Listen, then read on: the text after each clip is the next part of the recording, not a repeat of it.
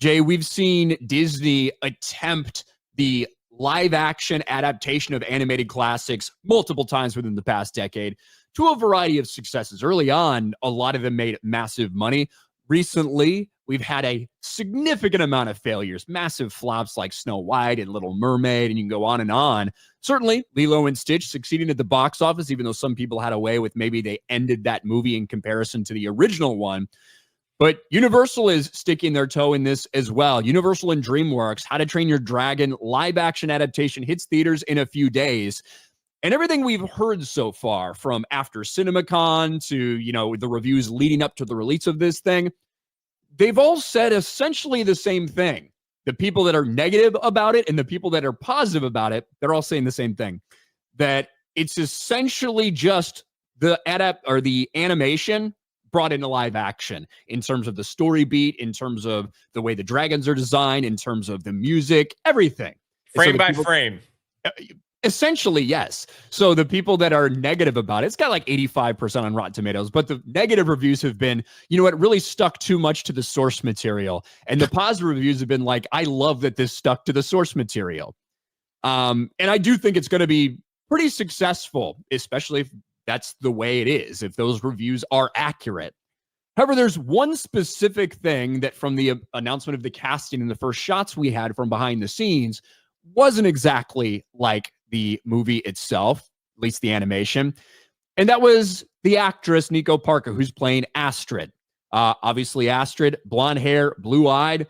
Nico Parker, not blonde-haired or blue-eyed. Nico Parker is mixed race. I believe her mom's half black, so I think she's a quarter black. She's very light-skinned. And honestly, I don't think there'd be much controversy about the casting if they just put her in a fucking blonde wig and made her look like the character she's supposed to look like. But of all the things, that's pretty much been the only kind of knock on this movie. She picked a very, very bad time to speak out about this. How to Train Your Dragon star Nico Parker says, I just don't care that people are upset over her casting. I can't value your opinion on my hair. Nice. Nico Parker is paying no mind to those who are upset about her casting in live action How to Train Your Dragon. In a recent interview with the Times of London, Parker addressed the online backlash surrounding her casting as the young dragon butt kicker Astrid. Some were upset that Parker doesn't have blonde hair and blue eyes like the character in the original animated How to Train Your Dragon. However, the 20-year-old British actress explained she doesn't let these comments get to her head. There's some people that really love the animated movies and really wanted to see exact play-by-play of that film, and I hope you can watch the new version and find something you love about it regardless. But for the people that just hate inclusivity, hate change when it comes to that side of things, I just don't care. If I wouldn't value your opinion on most things in life, I can't value your opinion on my hair. If I did, I would go mad. Now, I don't think this is necessarily a Rachel Zegler level PR disaster or anything like that. However, it's very bad timing just a few days before the movie. There's a lot of positivity going into it. And there are much better ways to answer this question. If I were asked that, and if it was me and I was in her shoes, I would say, hey, look, the reason we're doing a movie is because people love the animation so much. They love that movie. And I think we've really done our best to try to keep all of the storylines beat for beat. And when people who love that movie come in to watch ours, I think they're going to go away, feeling like they just saw the animation come to life. And I get that people care about these characters. I understand that. And, this is the way we chose to go for it. And I hope even if you do have doubts, I get there's big fans about there. I hope you give it a chance and come see it because I think we put on a really great show for you guys. That's all you got to say. That's the way you should say it. Yeah, they just can't help themselves because they think that it's like, for me, like when you answer, in my opinion, when they answer stuff like this, it's like this main character syndrome. It's like, well, if you don't like it, don't watch, one of those things. And it never works out in the person's best interest when they attack people for their opinions, because anytime you have a successful IP, you have the fan base that are, they're purists. You have those that are like, they didn't want to see any change. They're asking questions. What was the direction? Why was there a change? Because I think it looked better the way in the animation and stuff like that. And to come back and dismiss those people's concerns is always a bad look. I agree with you. You should have just answered it in a different way. Saying that I don't care what you have to say about my hair, like that's just very pride, saying like whatever, like your opinion doesn't matter.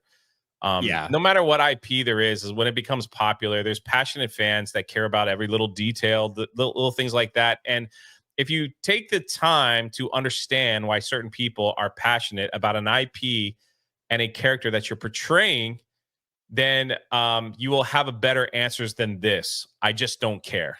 I mean, you really would. You would have a much better answers than this, but they never learn. It's always the women too. It typically is, yeah. And again, I don't think that this equates the same to the things Rachel Zegler said in the No, lead it's up to not. this, and the disrespect she showed the original and what she said to people, like all that stuff. I really don't think that that's the case. However, it's not going to help things. No. Like a comment like that, it's not going to draw more people to the theater. Might convince some to stay behind if they were wondering whether they should get in on it or not. But it has been interesting to see some of like the code, because like I said, the reviews for it overall are pretty good, with a lot of people saying the same thing, that it's very much just the live action brought to life, with maybe the exception of a main character or two. But I've even seen stuff like this, people trying to cover for the live action failures by saying stuff like this. Variety. Yeah. How to Train Your Dragon review. DreamWorks swoops into the remake game with respectful cover from co-director of the 2010 tune. And yeah, by the way, the person who did the original one is involved in this one. Maybe That's what I thought. Yeah. Okay. Dean DeBlois protects his baby, showing that the leap from computer animation to live action is safer than the trial and error update strategy that Disney's been attempting with its hand-drawn classics. So this article is basically trying to say it's much easier to do the computer-generated animation to live action than it is when it's hand-drawn animation to live action. When reality, if you just stick close to the story, that's kind of what people want. It could have been made 60 years ago. It could have been made 5 years ago. If you do one of these live action adaptations, if you keep it close to the source material, that's what people want. That's why they're going. That's why they care about the property to begin with. I think this movie's gonna do numbers. I think it's going to do really well. Despite the hair controversy, I think it will do. I think it will do very well, especially if there's really not a massive story switch. The first movie was excellent.